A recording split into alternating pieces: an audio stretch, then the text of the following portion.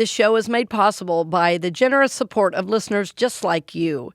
Our show is about helping souls grow, prosper, and evolve, and every gift ensures that we can continue to do this. So we thank our generous supporters and also ask if you would like to be a part of supporting this important effort to bring this message of truth to the world.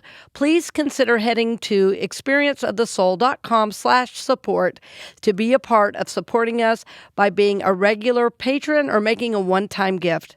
Blessings on the journey, dear friend.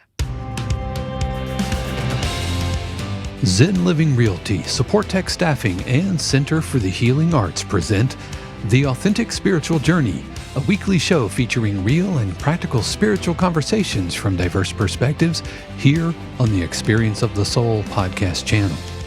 Today, episode 135, Remember Who You Are. And now your host, Reverend Cynthia Alice Anderson. Hello and welcome to The Authentic Spiritual Journey. My name is Cynthia Alice Anderson. I am the host, and I'm here in 818 Studios with my producer. Hello, everybody. This is Dave Croft. Thank you so much for joining us for episode 135 of The Authentic Spiritual Journey. And as always, I hope you had a great weekend, and welcome to the middle of January. I hope that you are all well and safe and happy amongst these incredibly crazy times. I just hope that you are all doing well. Yeah, friends, we're always holding you up, lifting you in the light, and of course, our world as well. I'll tell you, it's one of the reasons for today's topic. Dave, you want to give us today's title? Today's topic is Remember Who You Are. Now, is this kind of like in a Lion King kind of Rafiki kind of way? You know that scene in Lion King? Yes. Remember who you are. Well, yes. I mean, we are all supposed to always remember that, and we get off track. So, but before we get into the show, I want to just thank all of our listeners. Wow, you really knock us out at times with your dedication to the show and how much you listen and sharing it with your friends.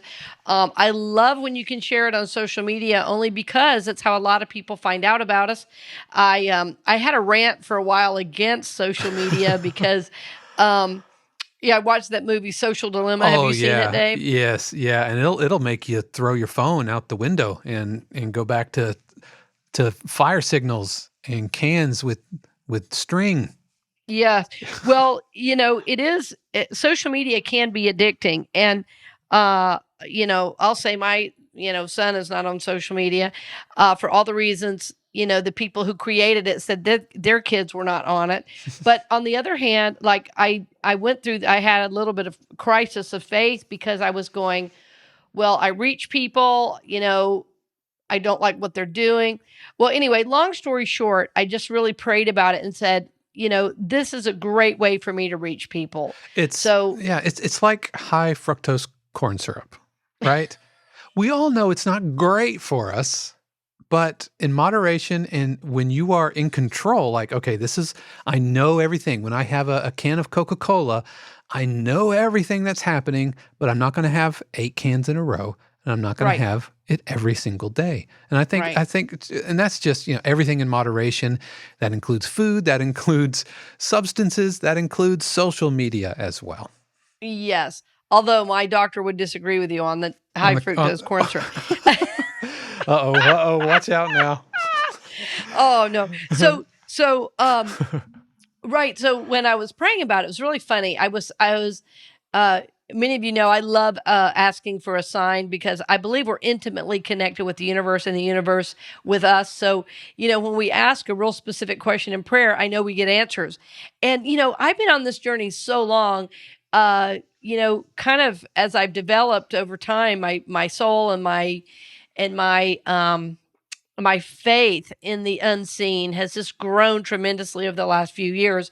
And over the last year specifically, my practice has deepened so much. And, but on this issue, I kept bumping up, against, what do I do? So, I went into prayer and just asked God to show me. I wasn't, it was kind of like, yes, looking for a sign, although I didn't say, give me a sign. I just said, I'm open to receiving an answer, right? And I went about my day. Well, I don't know, a week or so later, I was speaking at another church, and I was speaking at a church in St. Petersburg, and there's this great cafe I love in St. Petersburg called Craft Cafe. Shout out to the owners who are awesome. And I literally have driven from Orlando, just for the record, just to eat there. And so I was sitting there and I thought, oh, I better check in that I'm in St. Pete, which I never do that on Facebook. I'm one of the worst people for that. But I was just thinking, oh, you know what? I'm going to check in. Well, then I went to speak at the church about an hour later, was our pray in. And then we, did all the things you do to prepare for worship. And then I spoke. Well, as I got up to do the opening prayer, a friend walked in I hadn't seen in about 3 years, because she and her husband moved from Orlando. So when she walked in, I almost started crying. I was so happy to see her. And she was happy to see me. So after the service, I said, oh, I'm so glad to see you. How on earth are you? How did you even know I was here? She said, well, I saw you on Facebook. I said, you know what? Okay. I'm gonna stay on Facebook, because what I know is I'm not trying to do anything bad. I'm not trying to get anybody to buy something they don't need. As a matter of fact, most of what I offer is free. There are the occasional classes you can buy, but the podcast is free. I do free workshops, from time to time. If I speak at a church, there's no charge. So I said, I'm not trying to sell somebody something they don't need. So if a somewhat corrupt system brings more spirituality to the world, I'm willing to use it. Because even the Dalai Lama uses a computer that was made in China, and it's the Chinese that made him flee his homeland. That'll bake your noodle right there. So if the Dalai Lama can use a computer, I think I can use Facebook. It's kind of like the Amish. The Amish have generally sworn off technology, for religious reasons, and yet, I mean, they have eBay stores, and so they will sell their Amish goods like on Etsy. So it's kind of like that, I guess. I mean, it is. It is. And I think I just had to feel good about the decision. I am about living my life with integrity. Yeah. And when I first saw that movie, I thought, can I ever be on social media again? And it's like, well, yes. And like you say, with parameters, I've never been addicted to it. The only reason I got on it in the first place was because my church board made me. I was like a little kid about it. It was like, I don't want to. And they said, well, we need to. And I said, okay. I mean, I worked for the board, so I did it. But I never felt great about it for all the reasons with what it does with your information. But the bottom line is I had to get okay with it, because people would not even know my work exists without it in some cases. Yeah. And I've saved lives through my work. So I'm willing to do it if it's going to help somebody not be depressed. I'm going to do it if it's going to help somebody not take their own life. I mean, when I think about it in those terms, it's a small price to pay for supporting people on the journey. And at the same token, I'm very willing to find a new way. I just haven't figured it out yet, but I'm always looking. Do you imagine that, 150 years ago, that they were having the same type of discussion about like records, or, when radio was invented? Right. And do you think, I'm seriously. Well, I think all advertising, frankly, is about trying to get us to buy things we don't need. But do you think that there was a speaker like you, who was like, well, you know what they did? Actually, they went around on horseback. They were called itinerant preachers. Mm-hmm. Well, I know the church had a pretty vicious response against like the printing press and everything. They did. Yes. Yeah. Yes. Well, I'll tell you why. This is an interesting discussion that we could go more deeply in another day. The scholars were scared to get the Bible into the hands of the common folk. Yeah. Well, now some say it's because that way they could control the narrative. Well, there's some truth to that. But it's also because the Bible, when you first read it, it doesn't always mean what it seems to mean because of the context and cultural situation it was written in. So, yes, Yes. So there have always been these crises of faith, but they've looked very different, as Dave Yeah. is saying. Yeah. Very different and very similar, because now my ministry is so online that I'm looking at, as the restrictions for COVID hit, traveling to different cities around the country to have these mini events. And I have had someone step up who's willing to help fund it and organize it. So I may become, in fact, one of those itinerant preachers again. I'm sure it must have been a past life or something. Yeah, it must have. I see you with like the dusty leather shoes, you know, and Oh my I gosh, are see you in my you house right now? I that have that on dusty leather shoes right now. that little house on the prairie kind of, you know. And on some way, like a wagon, I don't know, like I'm picturing like a wagon, and you're selling like Dr. Anderson's hair tonic or something like It could have been. It could have been. that. But no more. No That's longer. right. That's right. No longer. Today it's spirituality, and our show today is called, as Dave mentioned earlier, Remember Who You Are. So all of these things that vie for our attention ultimately are trying to get us off track by telling us something we are not. Mm. And I've even seen recently, I don't know if you all have seen this in the news, Dave, or if you have, but a couple times I saw an article that I thought was going to be informational. Like it said, the headline was something like, if you're working on your home, 10 things you need to know. And I was like, oh, I'm constantly working on my home. I'm, renovating my garage. I'm doing a bunch myself. I'm having a friend help me with the other part. Anyway, so I click on this thing and it's all about things to buy. And I thought, I don't need any of these. I don't need any of these. Yeah, crummy commercial. Right. I thought it was going to be an informative article, but I'm not sure why, because so much of our media is trying to sell us things. Even the news, the reason it gets so sensationalized is because that's what we read. So I felt like I got sucked in yet again to something that really was not helpful and was the opposite of what I wanted. So I'm saying all of this not to demonize the world, but I think I am understanding more and more what Jesus meant when he said, be in the world, but not of the world. Be in the world. And that's the whole thing about being on Facebook, be in Facebook, but not of Facebook. I mean, I didn't create the systems. All I'm doing is putting out my work. That's right. That's right. I'm not trying to hook anybody into a dogma. I'm trying to free their soul. Help, I can't do that. Only they can do that, obviously, but at least provide principles and spirituality for people to free their own soul, That's right. Through their connection with God. So, yes. So it's very tempting in today's world, and very, very easy, in fact, to forget who we are. But the high calling is to remember who you are. Remember who you are. And it can be a transcendent experience to remember who you are. Sometimes we can get shocked into the moment of remembering who we are. But as we look out in our world today, I can tell you that the acts we are seeing, the acts of violence, are not from the true self. They are from the ego, the personality, and the personality self that tries to control. It's from the ego and personality self that wants to dominate anything unlike it. Because if it feels, it meaning the ego, the personality, if the personality feels threatened in any way, it will respond with violence.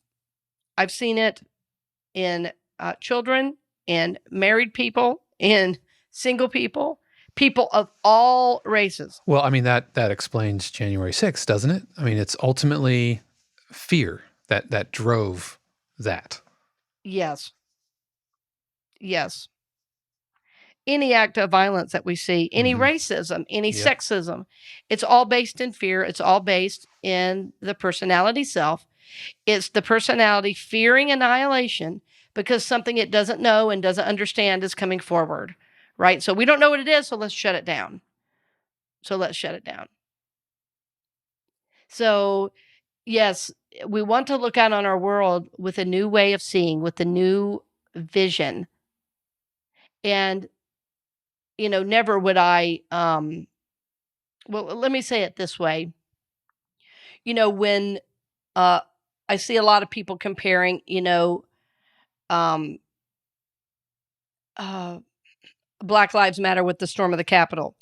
Um, when the riots were happening, I'm all for peaceful protests, but when I saw people looting stores, that's the same thing. I don't care Absolutely. what anybody says. That's That's the right. same energy. It's fear and violence, and that's running all of that. Now, peaceful protests, walking, demonstrating, yes, yes, yes, yes, yes, that is for something, not against something. That is for something. So, nobody wants to have these conversations because everybody's scared of getting called a racist. Well, I'm not scared of it because I know I'm not.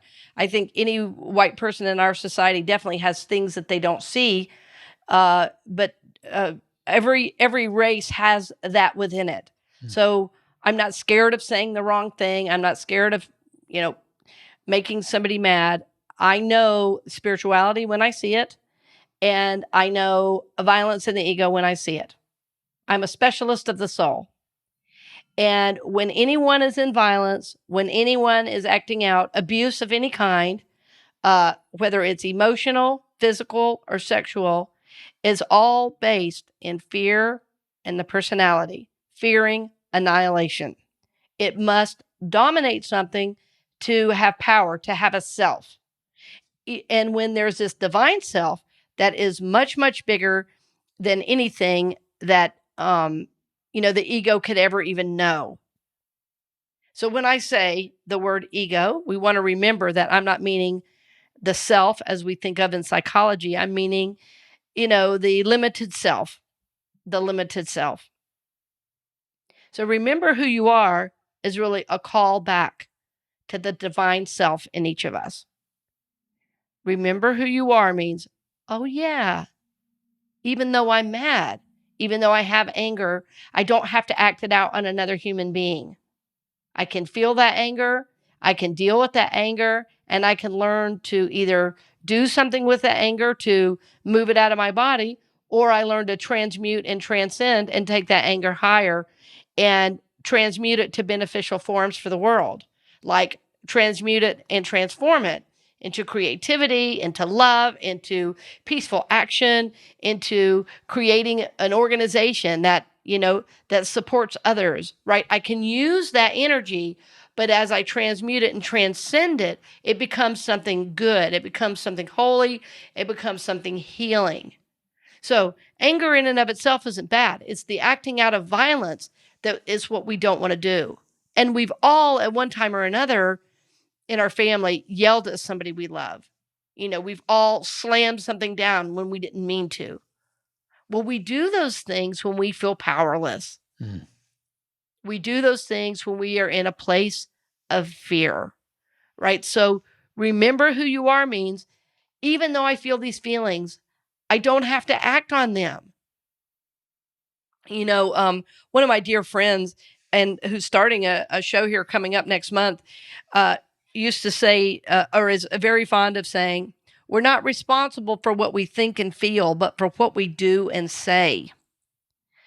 And, when we act out and we hurt others, we need to be responsible for those actions. The higher spiritual life is about taking full responsibility for your life. This is the higher way of being.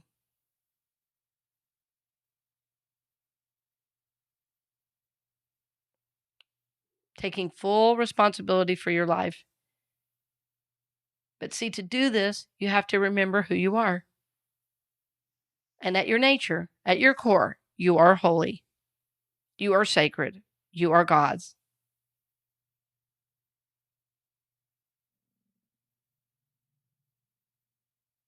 Jesus said it this way, you are in me as I am in the Father, right? In other words, there is no separation between us and God. So when we see acts of violence, we can know this is not God, and it's certainly not God's will. Mm. Acts of violence are made from fear, personality, and certainly from desperation. Because they feel not heard. That's what we saw in the riots as well. Anytime there's a race riot, it's about not feeling heard and feeling like there's no other option. So it's still based in fear. It's trying to have life, but it's still based in fear. And how could it not be?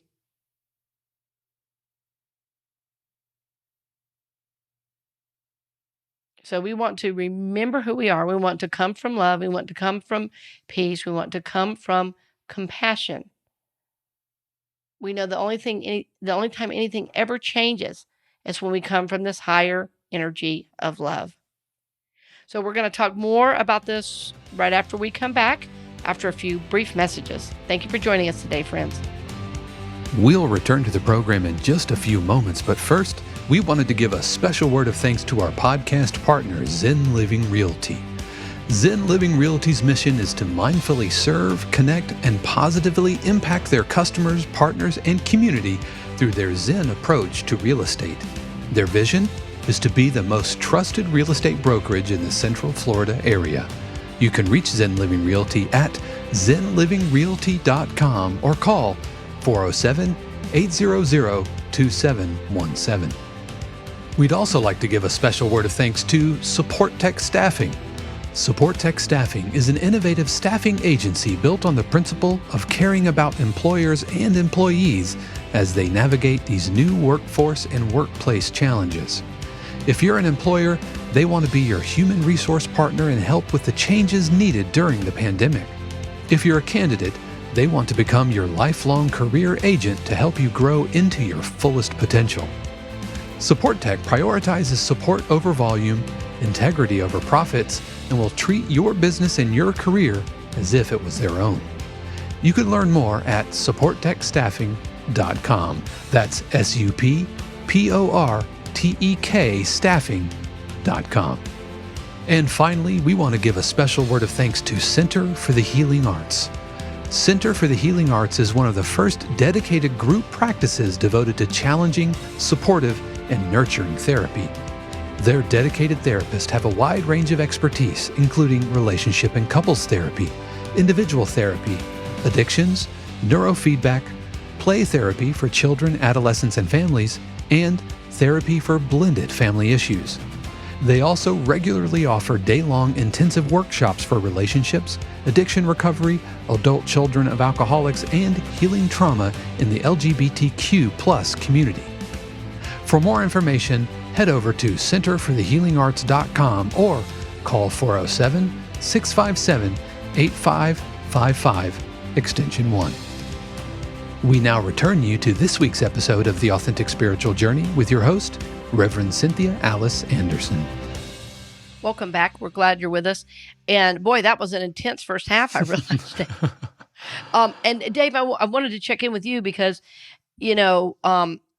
it felt like you were starting to go a direction and maybe I took it a different direction. Was there something you wanted to say? I wanted to make sure I didn't. No. Right. It's funny. Right before we recorded this episode today, I had an opportunity to kind of practice remembering who I am. Obviously not in kind of a fear and a violence kind of way, but, is that okay to kind of go into this now? Oh, sure. Go ahead. Go ahead. Well, let me just say this, that friends, always on our show, I often spend the first half kind of introducing the topic, and the second half takes the topic a little bit deeper, in our own journey. So, we want to practice this on whatever level. So we were talking about it on the macro level with what's happening in our world and in our country and in our government with various movements, but it happens in our own lives, and they might seem like small ways, but how we manage through those is important. So yeah, go ahead, Dave. Tell us your story. Yeah, so I recently had an opportunity with my teaching gig at Full Sail. I recently had an opportunity to take on more responsibility and a promotion, essentially. And I was approached about it, and I was really, really thinking and considering it. And I had a little, I guess, check in my spirit about it because, and right now, I feel like everything in my world is really balanced, and I feel like I'm keeping the main thing the main thing. And one of those things is, teaching, being a college professor. One of them is Sure. being a composer and a podcast producer and a husband and a son-in-law. And everything is really in balance right now. Right. And this new thing could have potentially really kind of thrown a wrench into all of that, because it would have kind of wrestled me into this other role. And so I don't know what the end result of all of that is, but what I do know is when I responded to the invitation to do that, it wasn't a no. I was really transparent and honest.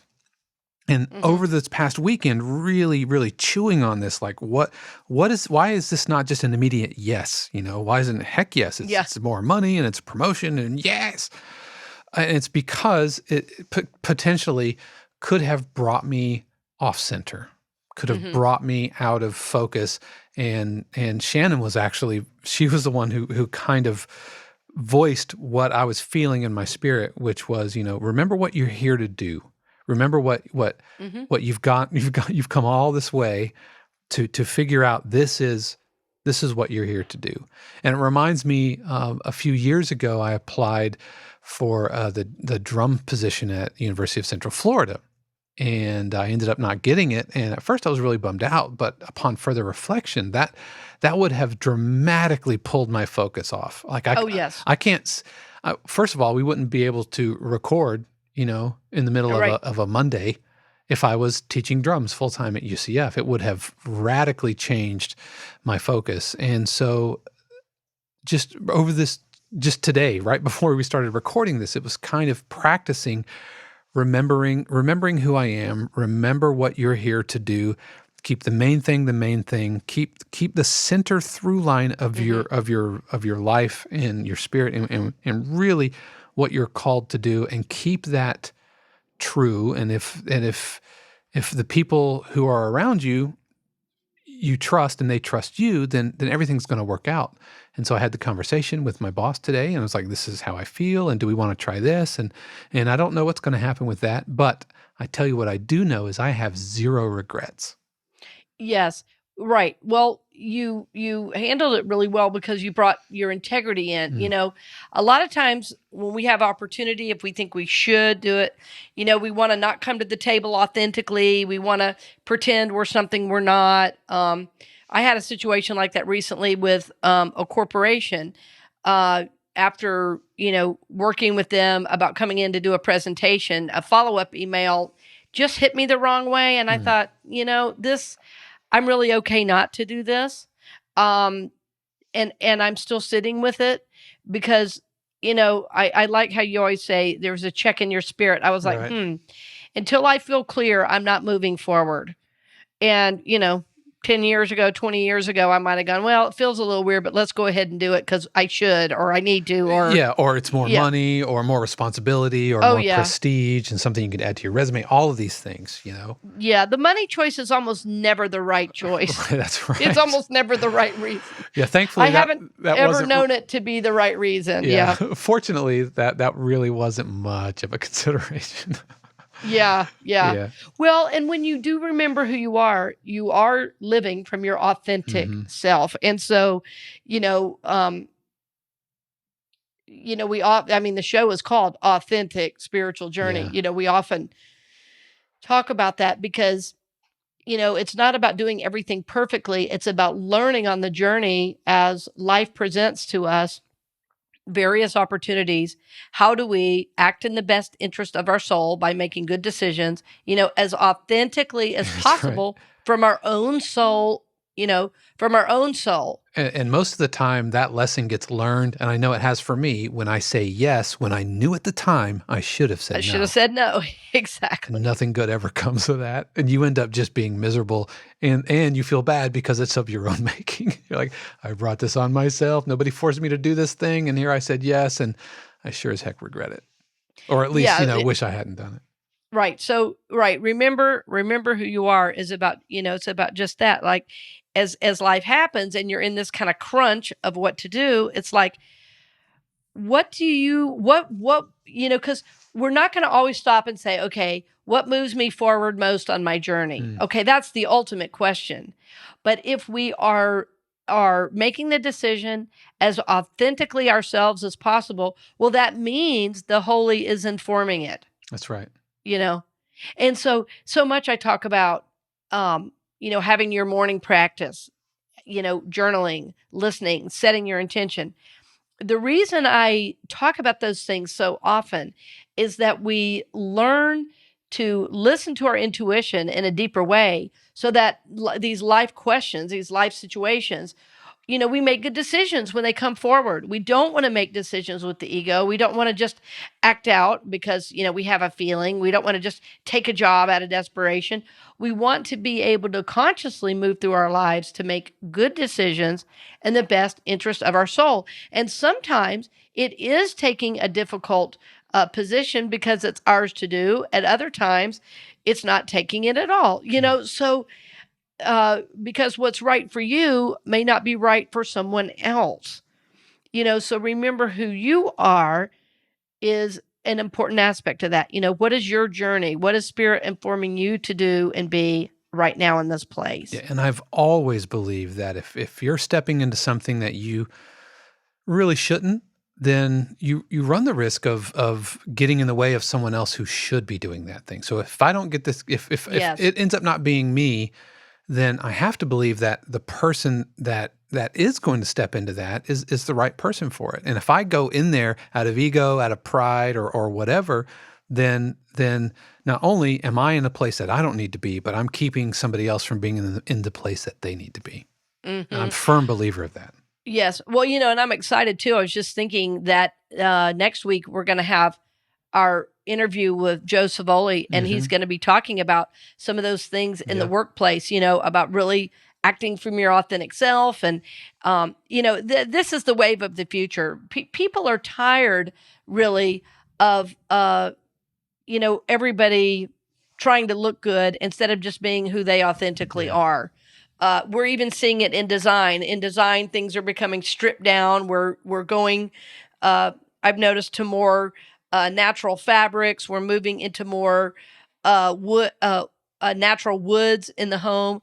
Well, all these design elements are representative of the change in consciousness, right? We're spending more time at home, so we want to be surrounded by more things of nature. Now, I haven't seen that written anywhere. I just can see that in the pattern of how we're begin to relate to one another. I know it's so interesting you say that. The first thing that came to mind was like the Baroque era, and Baroque is, synonymous with kind of, gaudy. I mean, that's really kind of the root of that word. It has to do with about being gaudy. And so like Baroque music is very highly ornamented and needlessly ornamented.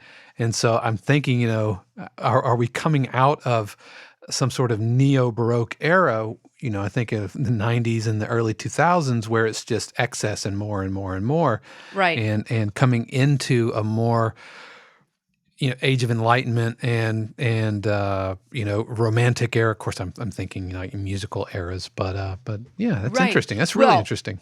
It is. Well, see, astrologically now we are in the age of Aquarius, which is about becoming your own master. That's what Aquarians are to do and be, and this is the Aquarian age, right? So, to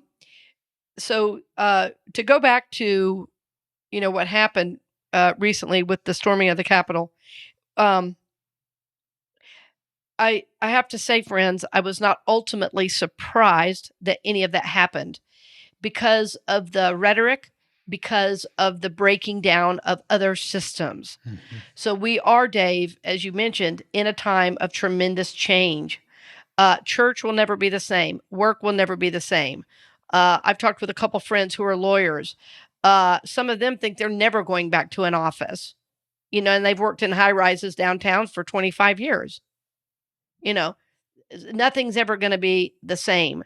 Schools will probably never be the same. There's probably always going to be an online component going forward. Nobody's saying that yet, but nothing will go back to exactly how it was because new systems have been created. New ways of being have come forward already. So if you're still waiting for things to go back, stop waiting. Stop waiting.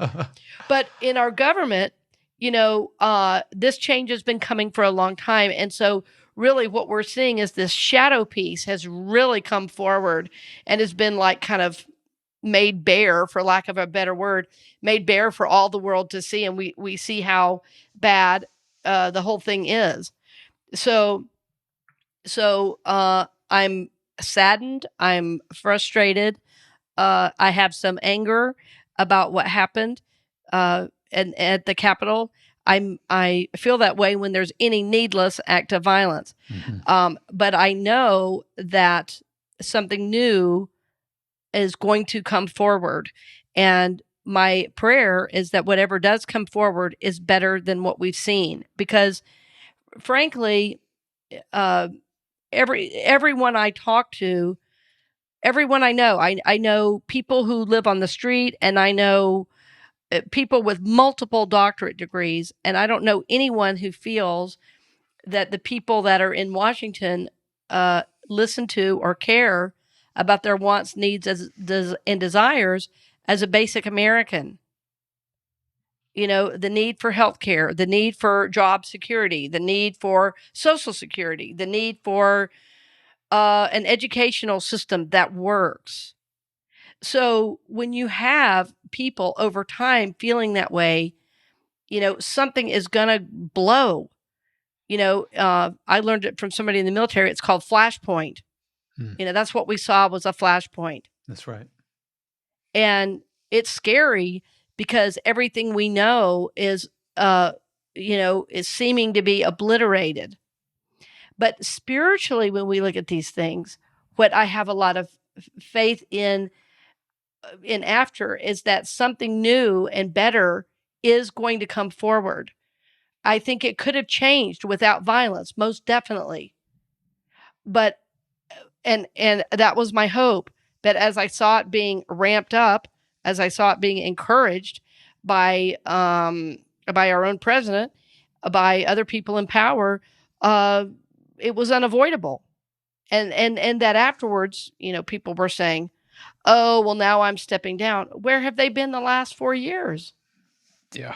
And making, calls for unity and everything. And that's the tough thing for me is the calls from unity from people who fueled this. That's it feels like an abusive relationship without any sort of without any you can't just say, "Oh, well, they're in an abusive relationship, but he promised to be better, so let's have unity. Let's all get back together." Well, of course, after the Pulse shooting, we saw that as well. So the good news is that some redemption happened. For those of us that were already there, it's like, okay, well, that's wonderful. It's a little too little, too little, too late. But for that soul, that's progress. That's right. That's good. For that soul, that's progress. And so, after the Pulse shooting, when I was, very involved with, who was Governor Scott at that time, and Patty Sheehan and so many people, in government that I was meeting with, praying with, helping, supporting, talking to, counseling, all of those many things, I received a lot of, what's the word? Heat. Yeah. I received a lot of heat that I had my picture taken with, with the governor, that I had sat down with him at all. But, I'm not a politician. I'm a minister. And I believe redemption is possible.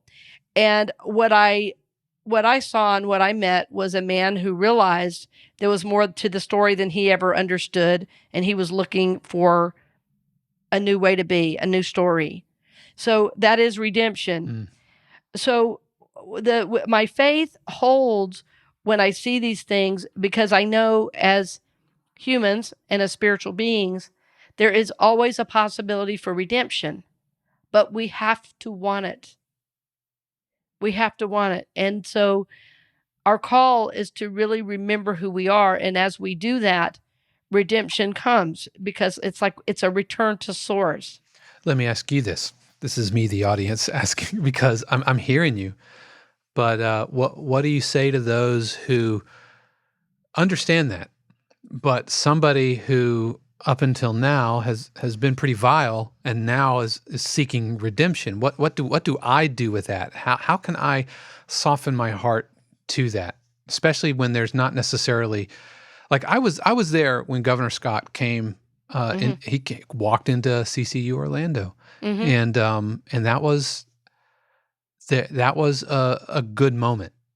You Yes. know, I felt the energy that you're describing. I feel that. You know, I felt Oh like yeah. there I mean, he was, was in tears. He yeah, felt. there was real Mm, compassion there. there was. But on the other hand, seeing like Ted Cruz on Fox News calling for unity, can you kind of help walk me through that? And maybe some of our other listeners who might have a hard time kind of bridging that. Well, I think those are two different situations, but I think how do we,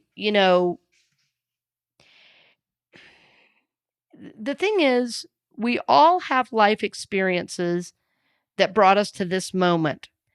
And we all have um we all have blind spots Mm, that we don't know we have. So having said that, it helps me to have compassion because I guess if I grew up in a situation where um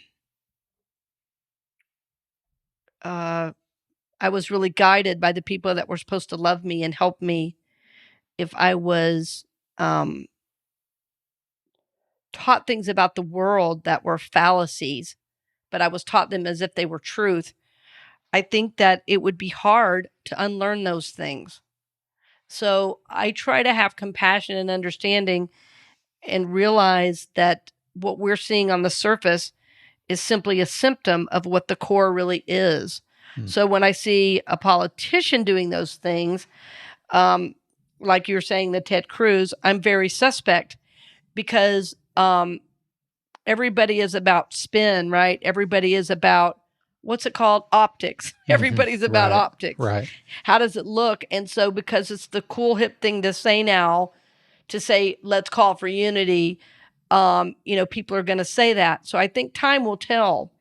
Um, I saw a few in Orlando that I think really did make a change. One minister who was, you know, who had been very fundamental, frankly, lost his job over standing for gay people. Mm, So, but in the cases of the things we're seeing with the politicians, I'd say,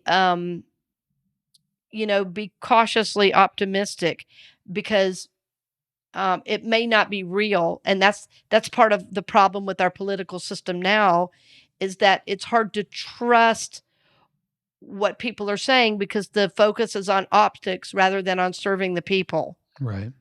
you know but how I don't get mad about it is, you know the archetype of a politician, uh you know is I'm going to say one thing and I'm going to do another, even though originally the idea was to be of service. I'm not sure that's ever happened. Maybe we've lived in a fantasy that we've thought it really did. I mean, there have been some good ones, but but I think what I try to do in general is just realize everybody's doing the best they can to get through the day with the information they have, given their life experience.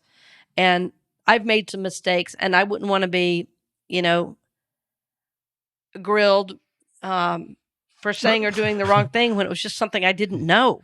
Yeah. Or said in youth or stupidity and ignorance. And yeah. Yes, exactly, exactly.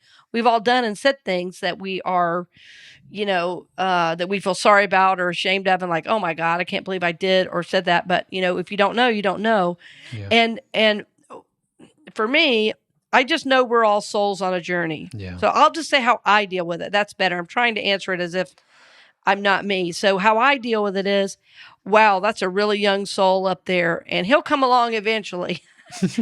Because we're all on this journey, friends, and not everybody's an old soul. Some are young, immature souls that just came to planet Earth not too long ago, and they still think that the one with the most toys wins, and that's who's been running the country. Hmm. So, No, that's good to remember and good perspective. Thanks for answering that. yeah. Well, friends, this has been a good show today. It's always good to have Dave a little bit more engaged in the show. I started out saying, remember who you are. And our goal for you, our prayer for you, is that as we have these conversations, that you're blessed, that you're supported, that you're lifted to make it through another day, to remember that you are God's, and that, in fact, you are holy. So thank you for joining us on the journey, dear friends. Many blessings.